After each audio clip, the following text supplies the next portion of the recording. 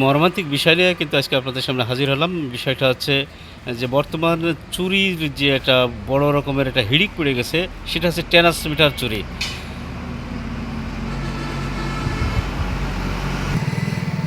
প্রত্যেকটা দিন ট্রান্সমিটার চুরি হচ্ছে, কোনো না কোনো এলাকায় এভাবে চুরি হচ্ছে। আমার নিজের আপন চাচার ট্রান্সমিটার চুরি হয়েছে ৩ বার। এই বছরে ৩ বার চুরি হয়েছে এবং আমার গ্রামে আরও ২ থেকে ৩ জনের এইভাবে ট্রান্সমিটার চুরি হয়েছে।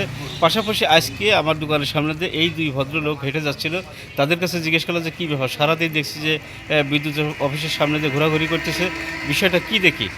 তারা বলল যে ট্রান্সমিটার চুরি হয়েছে। আসলেই এই অবস্থা চলতে থাকলে এই সাধারণ কৃষকের কী অবস্থা দাঁড়াবে এবং একটা ট্রান্সমিটার কত টাকা খরচ হয়?